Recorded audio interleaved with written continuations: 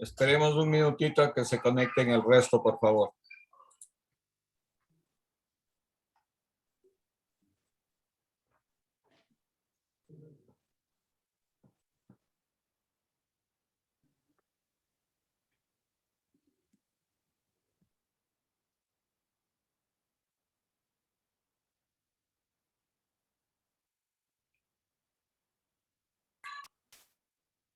Bien, creo que ya estamos la mayoría. Disculpa, Ramiro, tú estabas en uso de la palabra. Continúa, por favor. Sí, buenas noches, gracias. A ver, yo decía que evidentemente me parece que hay una apuesta política por parte de Eisenstein y eso se ve en que tiene clarísimo el objetivo de la película, ¿no es cierto? Es una apología de la lucha revolucionaria, por eso el pueblo es el centro y el actor principal, el personaje principal. Es también una denuncia de las prácticas del régimen zarista y entonces lo logra a través de, claro, un montaje espectacular, hay guión, hay la construcción de un lenguaje nuevo, justamente que va acorde con este sentido político, con este discurso político que se está planteando. Con la película de Méliès nos divertimos, con la película de Buñuel y de Dalí nos rompemos la cabeza, es un ejercicio de introspección, pensando las obsesiones, los sueños. En esta película uno toma partido y justamente me parece que es por el sentido político, por la construcción de este lenguaje político y uno toma partido de lo que está pasando. Yo tuve la suerte de ver esta película hace como las otras dos, qué suerte, hace muchísimos años. Y claro, me queda la imagen de las gradas, me queda la imagen de la madre, el hijo, del mendigo y de toda la represión. Y no recordaba, claro, ahora ya viendo más en detalle, uno encuentra ahí algunos aspectos de montaje que pueden parecer que no están tan bien acabados, pero tal vez es parte del lenguaje que lo que intentaba transmitir Einstein. No le pone la atención en el detalle, sino en el sentido de la película. Es un lenguaje que va construyendo un sentido. Y entonces esos detalles pueden quedar ahí. Se ve que efectivamente son montajes que no son tan fluidos. Pero eso, por ejemplo, yo hace años no lo vi. Yo lo que me quedó es la imagen de la represión y de la lucha del pueblo. Y creo que ese era el objetivo de Einstein. Ahora uno ya puede ver con ojo crítico y entonces empiezas a analizar otros detalles, pero me parece que el objetivo central lo logró evidentemente con creces y por eso es lo que esta película significa en la historia del cine. Gracias, Ramiro. Sí, efectivamente, un poco de lo que todos ustedes han dicho. Este trabajo no solo que cumple sus objetivos, sino que le sirvió a Einstein para formular todas sus teorías del sentido y de la forma en el cine. Y justamente aparece aquí el nacimiento de un lenguaje. Bueno, no solo con esta película, o sea, con el resto de películas que se venían haciendo, ¿no? Aparece un lenguaje. ¿Por qué? Porque un lenguaje tiene códigos y estos códigos los vemos en la película. ¿Cuáles son estos códigos? Primero, los planos. Cómo armas un discurso audiovisual? Lo armas a través de los planos. Y un poco la regla dice que tú para pasar de un primer plano a un plano general tienes que pasar por un plano medio para que no te salte la imagen, o sea, es una codificación. Si tú quieres cerrar una escena o una secuencia, haces un fade a negro. No, si tú quieres marcar un paso de tiempo, haces una transición entre una imagen y otra. Esta es la codificación del lenguaje que comenzaba a aparecer aquí con estas películas. Claro está que con el texto este que les mandé a leer sobre el montaje, que en la actualidad, con todo lo digital, esas codificaciones como que se han venido a romper, o ahora nosotros vemos un montón de imágenes que nos chocan o que nos saltan y que es parte también de ese lenguaje audiovisual. Es un poco como tienes que conocer las reglas para romperlas. Pero más allá de eso, uno tiene que conocer el lenguaje, tiene que saber del lenguaje para poder expresarse. Nadie escribe un cuento, una novela, si no sabe las reglas básicas de la escritura. Igual pasa con el cine. No se puede empezar a narrar algo, a querer contar algo, si no sabemos las especificidades de este lenguaje. Entonces, eso hay que tomarlo en cuenta, muy importante. Quiero en esta segunda parte proyectarles un trabajo igual ecuatoriano, más o menos de las mismas épocas, ¿no? Es del Fondo Álvarez. Álvarez era eh, un quiteño vinculado a digamos, a la sociedad alta de Quito de esa época y que consiguió una cámara y documentó una parte de la historia de esta ciudad, ya les digo, en la misma época, 1922 al 35, es el registro que tenemos. Les voy a enseñar unos fragmentos, unos 10, 15 minutos de esto y quiero que conversemos al respecto.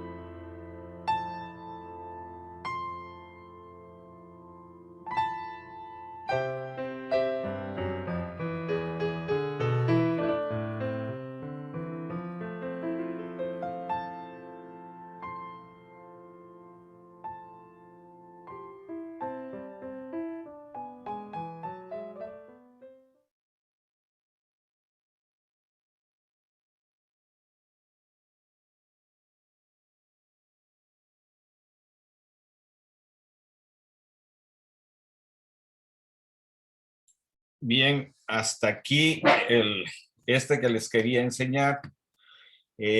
Lo que alguien, primero una pregunta, solo me levantan la mano. ¿Alguien había visto este material?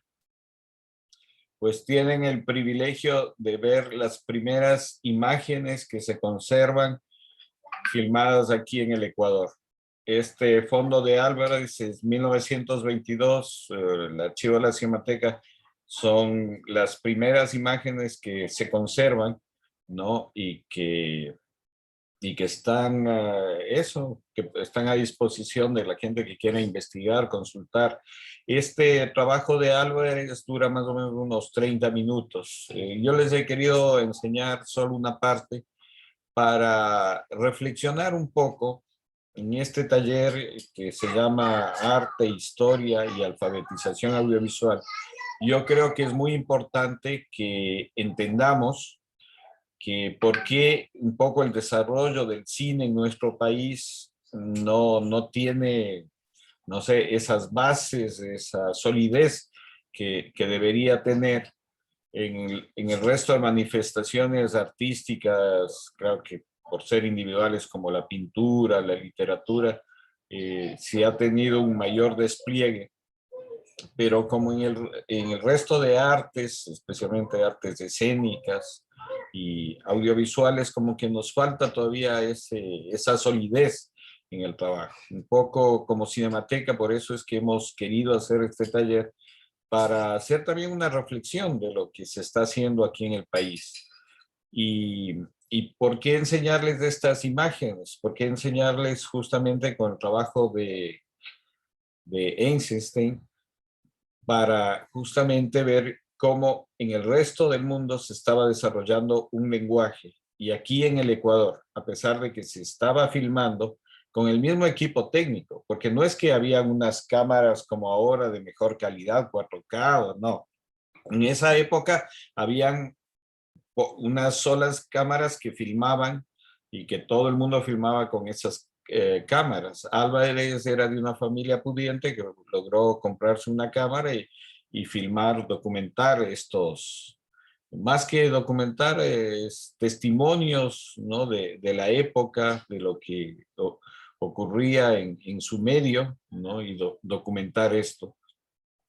La musicalización se la hizo después en los años 80. Todas estas imágenes, como ustedes ven, están bastante deterioradas. Se ha hecho un trabajo de salvar estas imágenes, pero es lo que se conserva acá en el archivo fílmico de la Cinemateca. Hay que tomar en cuenta que el cine en el Ecuador empezó mucho antes. Se tiene por noticias en los periódicos que Augusto San Miguel es el primer cineasta ecuatoriano, el primero que comenzó a filmar. Lamentablemente esas imágenes no se conservan, no tenemos solo recortes de prensa, pero las imágenes que filmó Augusto San Miguel no se conservan.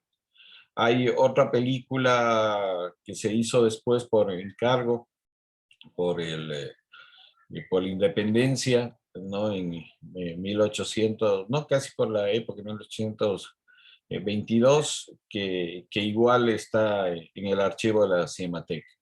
Bueno, volviendo a lo nuestro y volviendo al texto de la edición, volviendo a lo del acorazado y salvando las diferencias, ¿cómo ven ustedes el manejo, ¿no? De esto? Porque este señor Álvarez, sin tener ningún estudio de cine, nada, simplemente un aficionado, vemos que logra hacer igual unos planos generales, como sin tener ese conocimiento, siendo un empírico, también nos transmite a través de estas imágenes eso, lo que pasaba en esa sociedad en ese tiempo. Entonces, igual quisiera pedirle su opinión, su reflexión acerca de estos dos o tres trabajos, tomando en cuenta el trabajo que les mandé a leer. Entonces, igual, o si quieren hacer alguna pregunta, algún comentario, entonces, bienvenidos. Igual les pido que levanten la mano las personas que deseen participar. ¿Quién quiere comentar, ya sea sobre estas imágenes o igual sobre el acorazado o el texto de la edición, del montaje que les mandé a leer? No hay nadie, se han quedado impactados con las imágenes. A ver, vamos con Johanna, por favor. Bueno, no, por un lado yo quería hacerte una pregunta, Carlos. No hay ningún tipo de registro sonoro de este documental o cómo fue ese proceso. No, hay que tomar en cuenta que el sonido, o sea, la sincronización del sonido recién aparece en 1927 y 1929-30 comienzan a aparecer las primeras películas con sonido. Inclusive la película del acorazado, 1925, no tenía sonido. Cuando presentaban, ¿qué es lo que hacían? Presentaban con una orquesta o presentaban con un pianista. ¿No? Es recién en 1927, 29 y en el 30 que se comienza recién a presentar las películas con sonido, unidos con el sonido, ¿no? Entonces, y esta película, por ejemplo, de Álvarez, se tiene solo la película, porque antes se filmaba separado el audio y, y la imagen, ¿no? La imagen ni siquiera era en celuloide, el celuloide apareció después, eran en película de nitrato de plata, que por eso eran muy inflamables estas películas, ¿no? Muchas cinematecas a nivel del mundo se han quemado justamente por eso, porque este material, el primero que se comenzó a hacer las películas, era de nitrato de plata y este es un material muy sensible que con condiciones de calor y temperatura no adecuadas era muy inflamable, ¿no? Y entonces lo que se conserva de Álvarez es justamente solo estas imágenes, que además, o sea, si no hubiera sido por el trabajo de Ulises Estrella en el 1980 comienza a formar la Cinemateca, todo este material se hubiera perdido. Por eso es que yo también les invito a ustedes como cineastas o gente que tiene material audiovisual que deje una copia en la Cinemateca, que deje, es parte de la memoria. Ustedes no pierden sus derechos como productores, como realizadores. Es simplemente la Cinemateca, como ustedes ven, un depósito legal en donde queda todo este material que servirá igual para futuras generaciones que quieran ver lo que se hacía en esta época. Bien, no sé si alguien tiene alguna otra pregunta, algún otro comentario que quiera hacer. Vamos con Byron, por favor. Profe, yo quería hacer una acotación porque lo que más vi en las imágenes presentadas de Álvarez es que él tenía mucho plano cerrado. O sea, por ejemplo, nos muestra el Parque La Alameda. Tal vez él tuvo chance de grabar más amplio, así como sería el Parque de la Alameda en aquella época, pero él cerraba más lo que veo yo. O sea, enfocaba más, ¿cómo le digo? O sea, quería captar bien la expresión, tal vez, cerrando más. Tal vez en esa época no existían mucho o sea, las reglas de los planos, ¿no? Es decir, un plano medio, plano general, primer plano, sino que él grababa como podía. Y lo que él más grabó es acercándose a la persona o al lugar. Por ejemplo, dice la estatua de Simón Bolívar se inauguró en esa época. Entonces ahí le cierra, pudiendo hacer el plano más amplio, pero eso es lo que quería acotar, ¿no? Tal vez eso es mi percepción del por qué hacía esos planos más cerrados el señor Álvarez. Bueno, tomen en cuenta que no tenían la facilidad de lentes que tenemos ahora, ¿no? Que podemos manejar diferentes tipos de lentes. En esa época era una sola óptica. Entonces trabajaba con una sola óptica y justamente tenía que acercarse.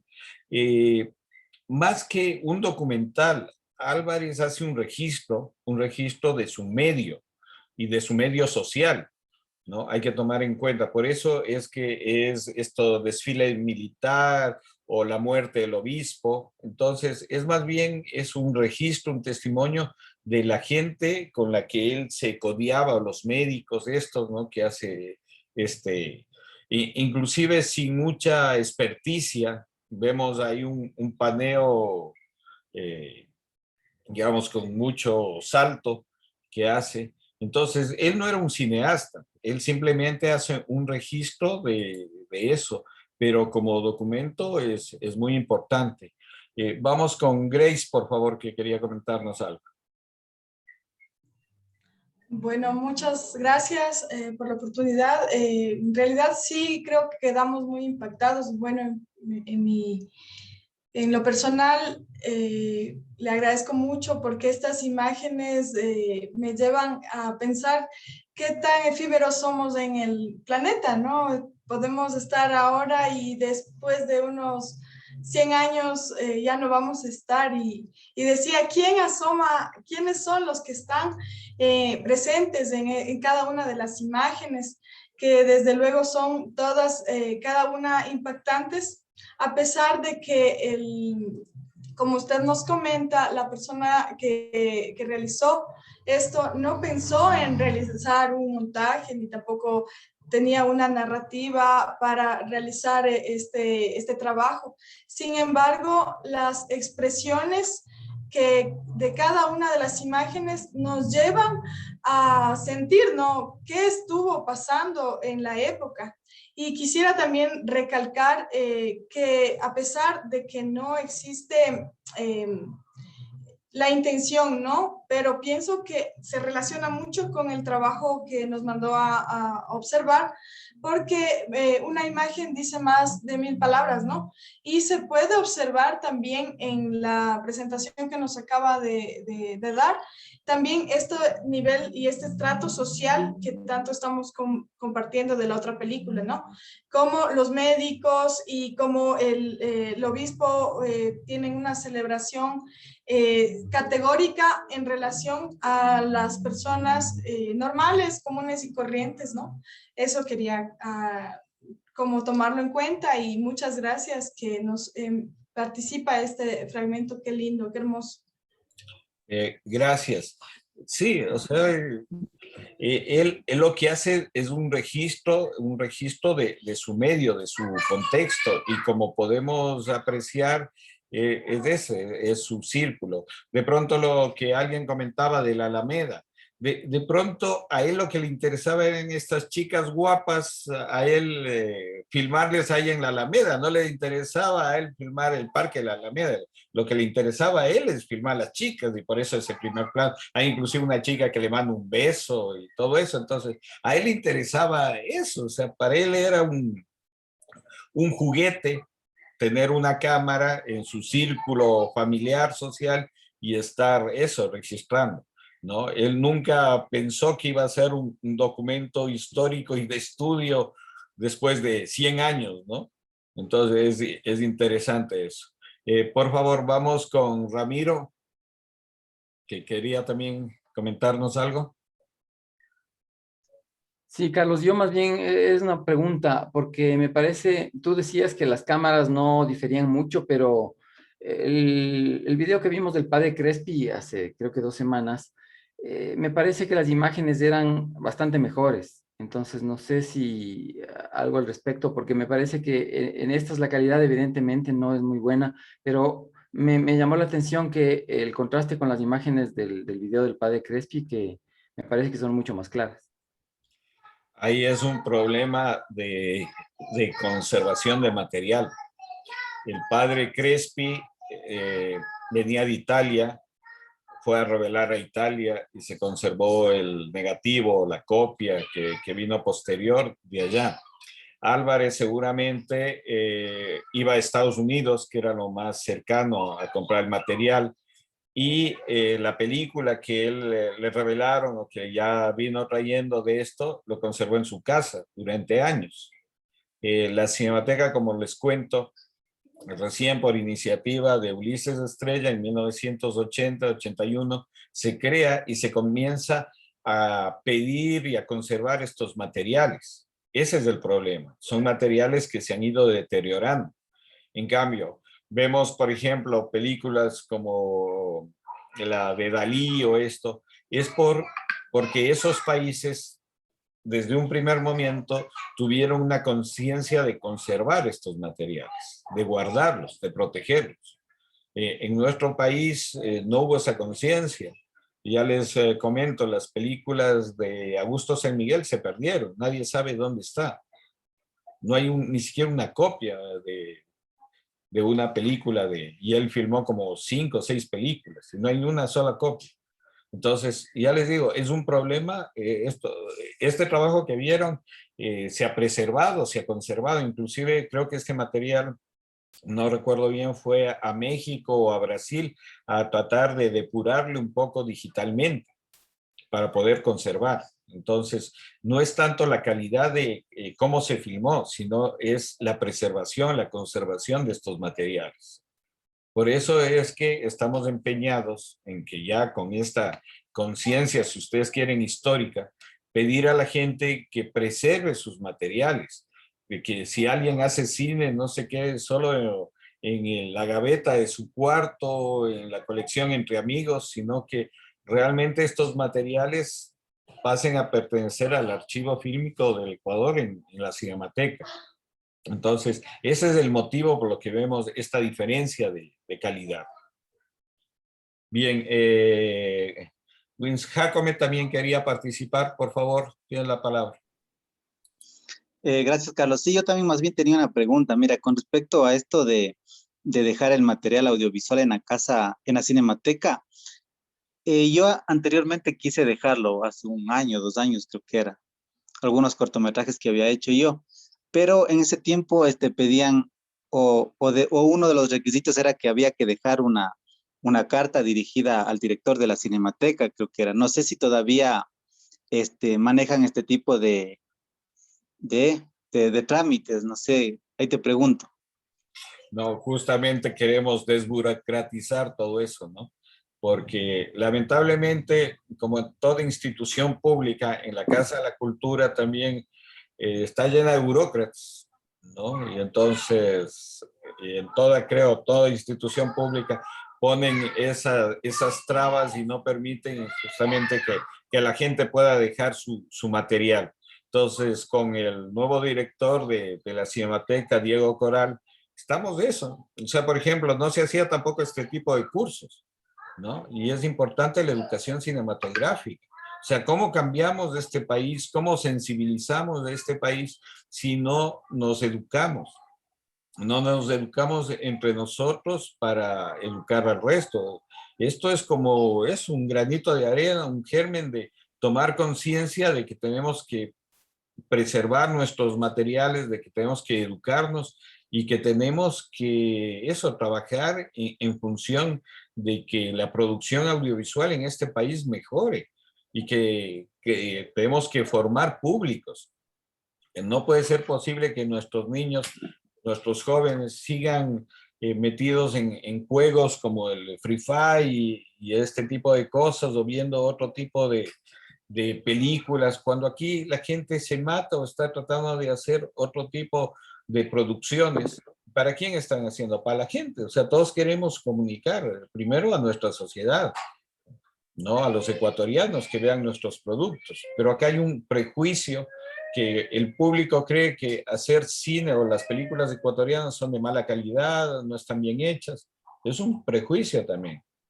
Porque Sí, si sí, bien, muy de acuerdo contigo. Entonces, no, solo entonces te decía, para dejar algún registro audiovisual, simplemente lo llevo en un DVD y nada más.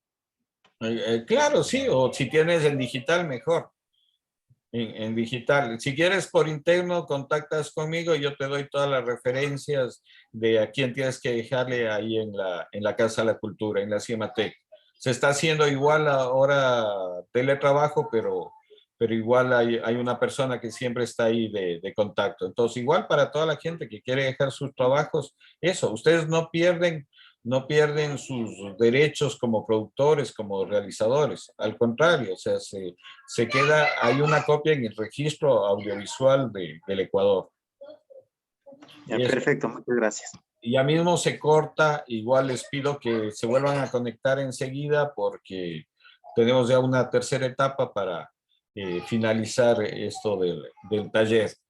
No sé si alguien más tenga alguna otra pregunta, algún otro comentario antes de pasar ya a la tercera etapa.